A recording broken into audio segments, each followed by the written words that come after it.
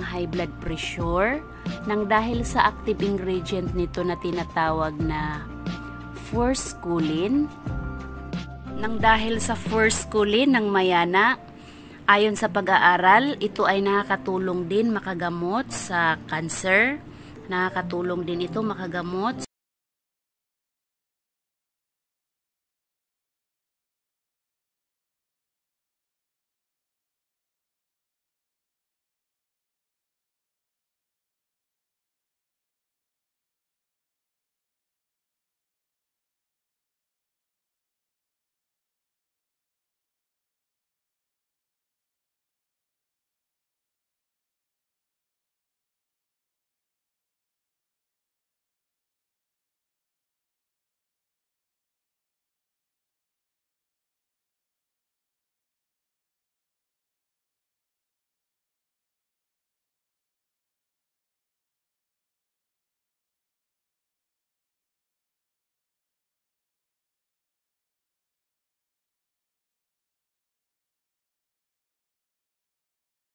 isa sa pinakamabisang halamang gamot laban sa hypertension, maglaga ng 8 hanggang 15 na dahon at inumin ng katas. Pwede ring gumamit ng serpentina powder. At para naman sa kung paano ang paggawa ng serpentina powder,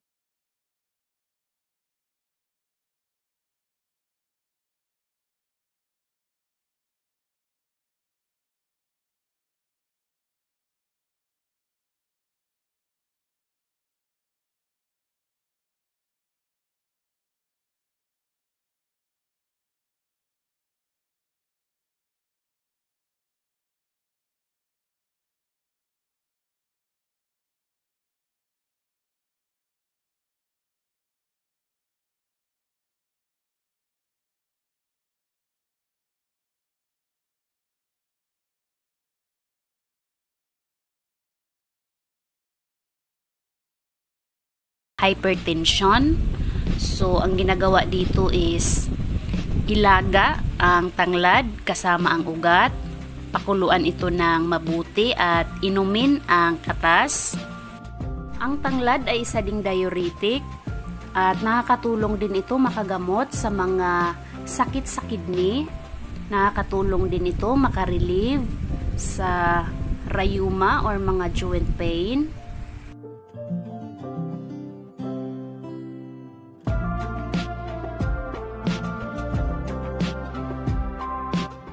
Number 4, pansit-pansitan. Ang pansit-pansitan ay isa sa 10 halamang gamot na aprobado sa Food and Drug Administration at recommended naman ng Department of Health. So, ito ay recognized na safe gamitin. So, ang pansit-pansitan ay mabisa na halamang gamot laban sa hypertension. So, maliban sa high blood pressure, nakakatulong din makagamot ang pansit-pansitan sa arthritis. Nakakatulong din ito makarelieve or makareduce sa mga inflammation. Nakakatulong din ito makagamot sa urinary tract infection. Nakakatulong din ito makarelieve or makagamot sa gout, na nakakatulong naman makareduce ng uric acid sa dugo at para naman sa iba pang health benefits ng pansit-pansit.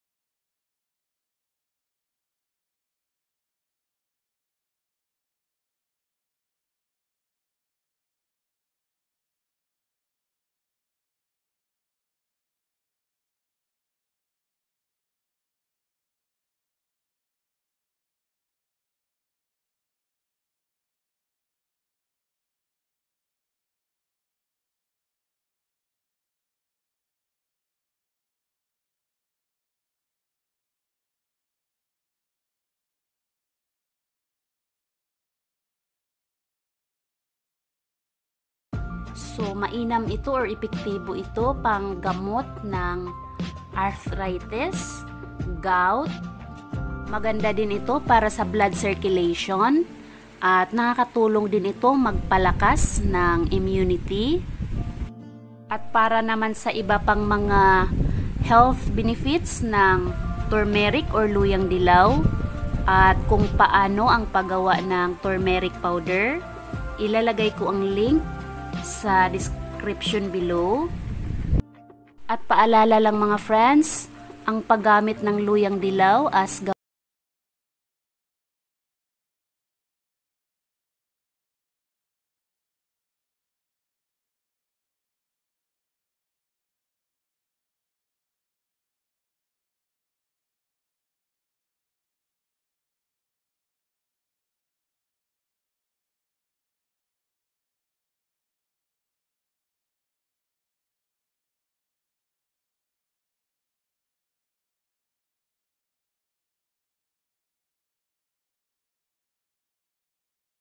gamit lang ng isa o dalawang pirasong bawang. Hiwain ito hanggang 3 o 4 na pieces. Sa isang baso na tubig, ibabad ito magdamag at inumin ito pagkagising sa umaga habang wala pang laman ang sikmura. At gawin ito sa loob ng 7 araw. Ang bawang ay nakakatulong din magpababa ng kolesterol. At nakakatulong din ito makagamot sa mga heart problems, colds, flu, at nakakatulong din ito makagamot sa mga viral infections.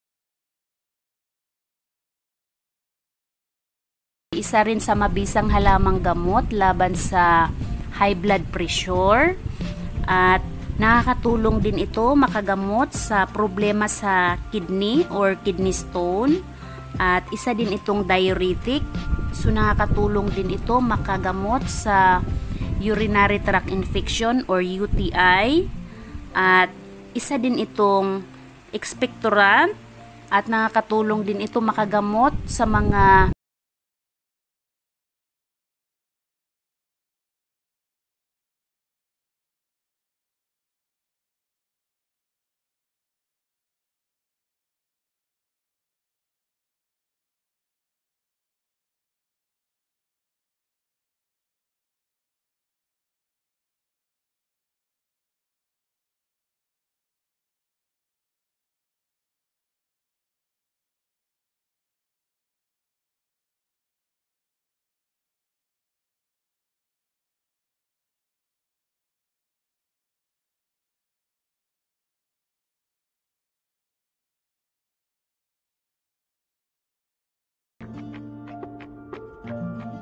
Number 8, pandan. Ang pandan ay isa din sa mabisang halamang gamot laban sa high blood pressure at nakakatulong din ito makagamot sa diabetes at nakakatulong din ito pang discharge ng mga toxin sa katawan or mga unhealthy substances. At ang ginagawa dito is pakuluan ang dahon at inumin ang katas. Inumin ito 3 beses sa isang araw bago kumain at gawin ito sa loob ng 7 araw. At para sa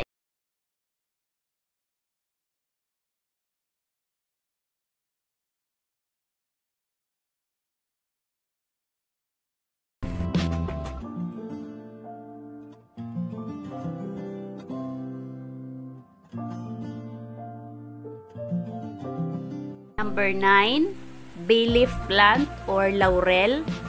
Ito ay mabisa din magpababa ng ALTAPRESYON at nakakatulong din ito makagamot sa mga respiratory condition or sa mga problema sa respiratory.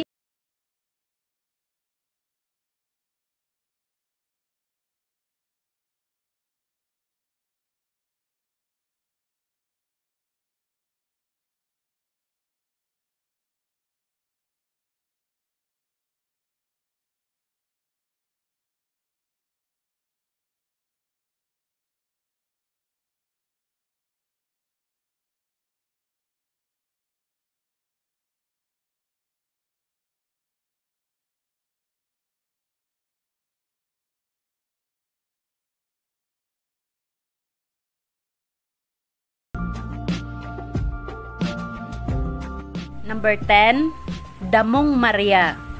Ang Damong Maria ay isa ding mabisang halamang gamot laban sa high blood pressure at nakakatulong din ito makagamot sa mga problema sa menstruation.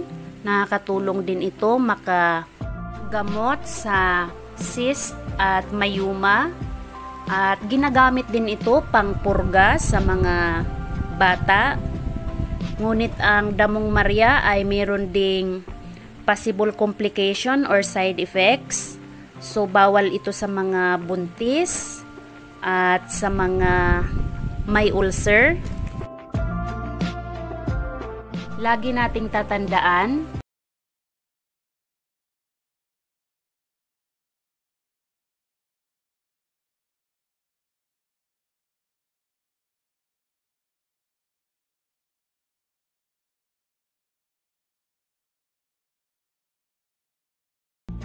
So, this is all for now.